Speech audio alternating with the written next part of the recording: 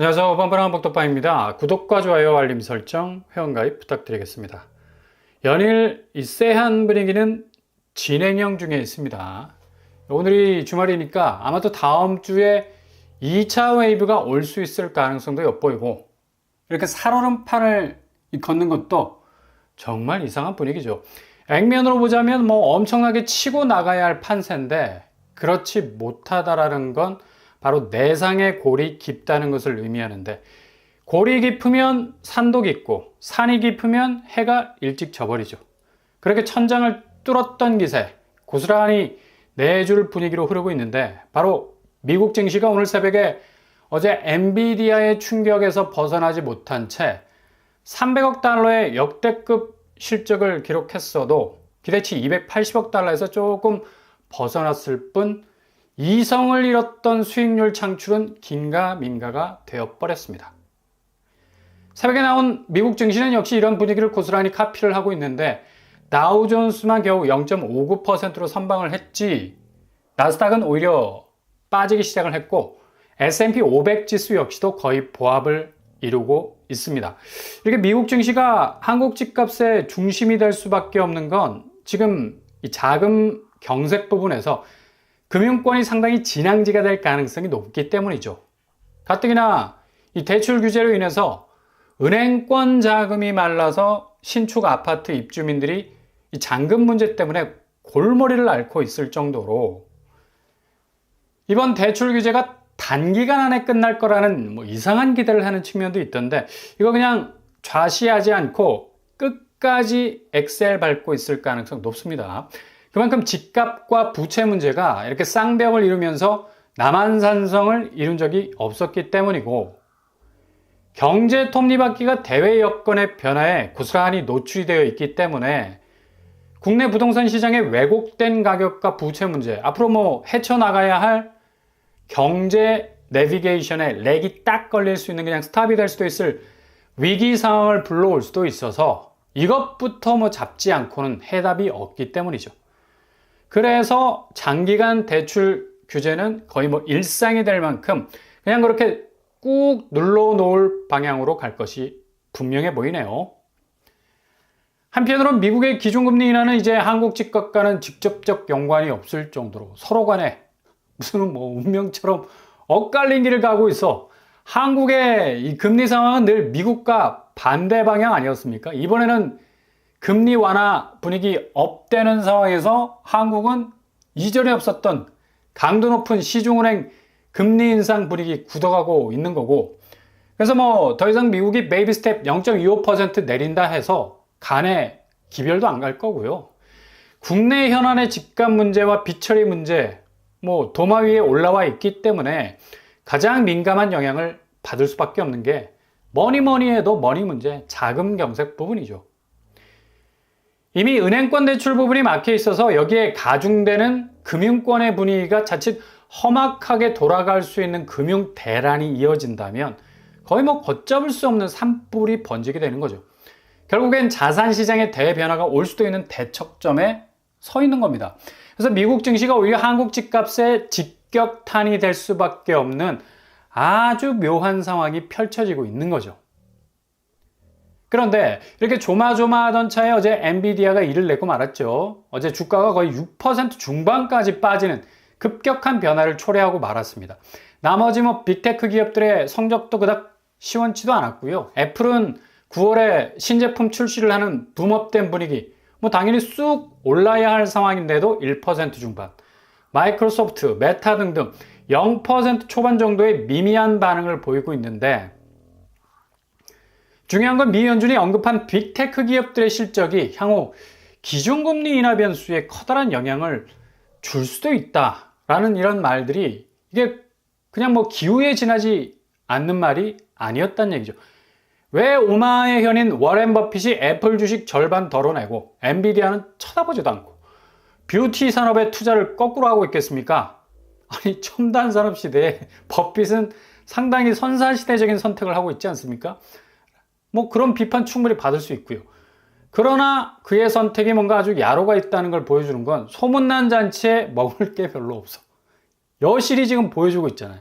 결국엔 미국 빅테크 기업들의 지난 선전은 거의 뭐 거품에 지나지 않을 가능성이 한층 높아지는 게 엔비디아의 실적은 시장 전망치 286억 달러를 상회하는 300억 달러 수준이었는데 그렇게 침이 마르도록 장담하던 블랙웰, 그러니까 차세대 인공지능 가속기, 굉장히 어렵게 들리는데 그냥 뭐 속도를 높여준다고 보면 되겠죠. 이 반도체가 생산 지연이 생각보다 심각하다는 걸 고스란히 보여줬고, 인터뷰에서도 블랙웰 지연에 대한 그 물음에 대해서 어버버버버 5초 동안 머뭇머뭇거리면서 상당히 당황한 기색을 젠슨 왕이 보여줬는데, 명백한 블랙웰 생산 시점과 수익에 대해서는 구체적인 답을 내놓지 못했다는 것이 치명적이었습니다. 이건 뭐 너무 설렘을 쳤던 건가? 아니 뭐 앞서 나간 건가? 젠슨 왕의 엔비디아가 그렇게 호기스럽게 잘 나가던 깃발 그대로 꺾이게 생긴 건데 결국 금융시장엔 급속도로 피로감이 들기 시작을 한 거고 이게 그대로 주식 수치를 끌어내린 것이라 볼 수가 있죠.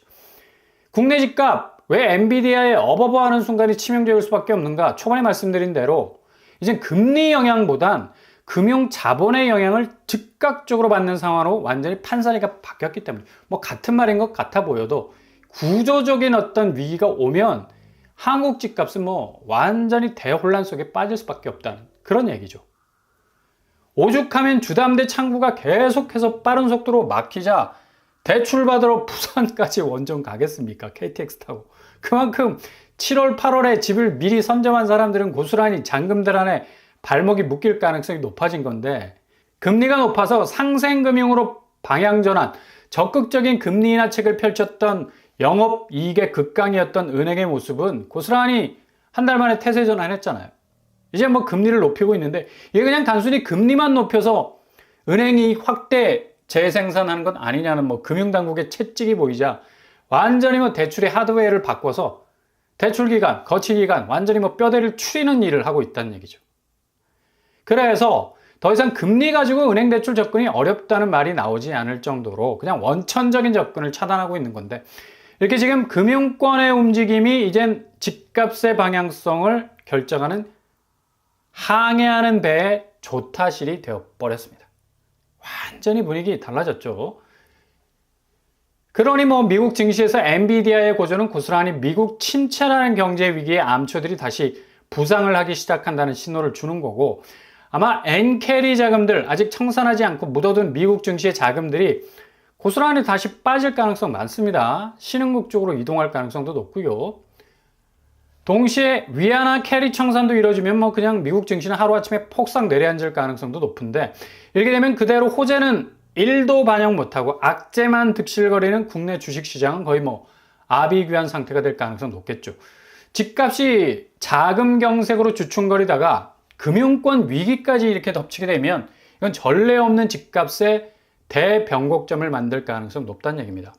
이런 가능성들이 점점 현실화되고 있는 것이 지금 한국 부동산 시장에서는 잠재된 가장 큰 대외 악재가 될 수가 있다는 얘기죠. 그러니 지금부터 슬슬 조짐을 나타내기 시작하고 있지 않습니까? 언론 보도 내용들이 바뀌고 있는 걸 볼 수가 있는데 서울 집값 반등, 상승, 불장, 대세라는 키워드들이 자취를 조금씩 감추고 있어요. 대신 집값이 숨고르기에 들어갔다라는 것. 가파르게 집값 올랐다가 그에 따른 피로감이 심해져서 수요와 거래가 감소하고 있다는 것을 보여주고 있는데 일단 관망세로 바뀐 매수세에 대한 스케치를 하고 있다는 얘기죠. 이게 가장 큰 변화 아니겠습니까? 불과 뭐 한 주 전만 해도 거래량이 8,000건을 찍었다는 소식들이 거의 도배되다시피 했는데 역시 현장 분위기를 고스란히 반영하는 데는 어느 정도 시간이 걸렸다는 것. 이 관망세가 무서운 건 일단 지켜보자가 아니라 그냥 매몰차게 돌아서는 이 손절에 가까운 현장 부동산 사무실에서는 금매에 대한 문의만 있지 실질적인 매수에 대한 문의는 거의 사라지고 있다는 점. 그러니까 이미 2달간 금매 물건들은 하향 조정된 가격 선상에서만 팔려 나간 거고 나머지 반대로 가격 태그를 위로 달아서 붙인 매물들은 전혀 관심을 끌지 못하고 있다는 얘기죠.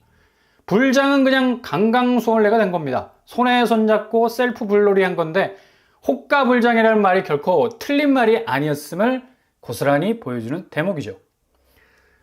그러니 지금 뭐 서울 매물량이 그냥 제자리에서 브레이크를 밟고 서 있는 건데 8만에서 조금 더 미동하지 않고 있어요.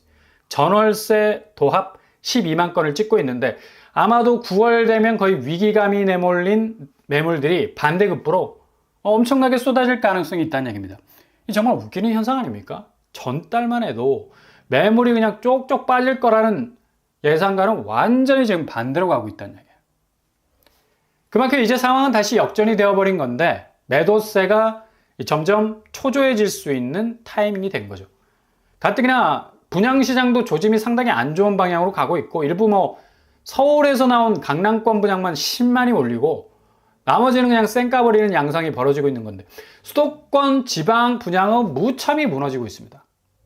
대표적인 지표가 악성 미분양 스코어. 그러니까 분양 후 절대로 팔리지 않고 우두커니 손만 들고 서 있어야 하는 비바람 고스란히 맞고 있는 분양 물량이 16,000가구가 넘어버렸다는 얘기죠. 국토교통부가 발표한 2024년 7월 주택 통계를 보면 전국의 준공 후 미분양 물량만 16,038가구, 전달 대비 8% 증가 추세, 12개월 연속 증가세입니다. 좀 심각한 측면이 보이는 거죠. 이게 고스란히 그냥 미분양으로 서 있는 게 아니라 건설사들의 부실로 이어지는 이 자금 경색으로 전이가 되는 건데 충격적인 건 대형 건설사들도 이런 자금난에서 예외가 아니라는 점이죠. 특히 롯데건설이 이번에 또 한 번의 충격에 휩싸이게 됐는데 2분기 매출이 700억이 넘는 흑자를 기록을 했었는데 심양 GPT에 투자한 금액이 그대로 손실 처리가 되면서 마이너스 1,000억이 날아가 버린 건데 아마 그룹 손상 차손이 가장 큰 파이로 파악이 되겠죠. 그러니 당연히 건설사 영업 현금 흐름이 교착 상태에 빠질 수밖에 없는 거고 거의 마이너스 3,000억이 넘는 이 자금 때문에 어려움을 겪을 것으로 보입니다.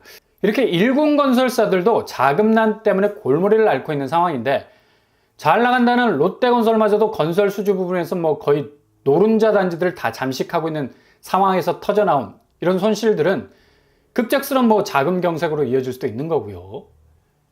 이게 그러니까 금융권에서 돌고 도는 돈의 흐름이 얼마나 유연하게 흘러가느냐의 문제인데 결국 건설사 문제로 비화됐지만 개인 역시도 9월 들어 실시되는 DSR 2단계 문제도 잔금 부분에서의 어려움을 고스란히 노출시킬 가능성 많아서 집값은 상당 부분 9월에 아주 극적인 변화를 보일 것으로 예측이 됩니다.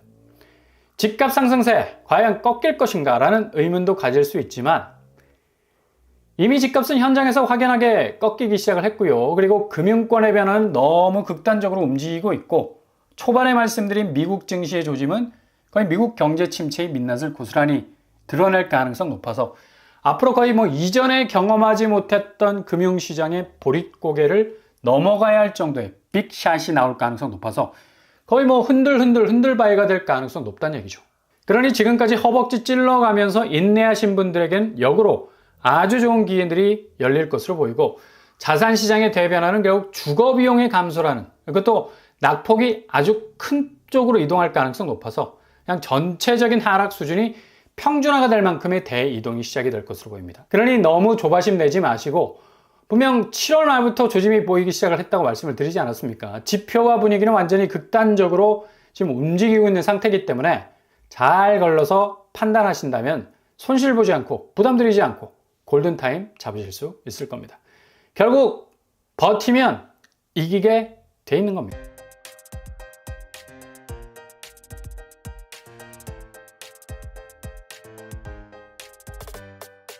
오늘의 부동산 캐리커처 연일 쎄한 분위기를 보이더만 결국 증시는 금융시장의 대변화를 예고하고 있고요. 동시에 부동산 시장을 직격하는 모습으로 다가올 듯 그렇게 보입니다. 가뜩이나 자금이 부동산 쪽으로의 유연성을 잃어가는데 대외적인 금융 변수는 엄청난 집값의 변화를 일으킬 만한 파괴력 가지고 있고 결국엔 2024년 연말을 가장 극적인 변화의 소용돌이 속으로 몰고 갈 듯 보입니다. 오늘도 응원합니다. 항상 여러분의 길이 꽃길만 되실 수 있기를 바랍니다. 이상으로 뻔뻔한 복덕방을 마치겠습니다. 구독과 좋아요 부탁드립니다. 감사합니다.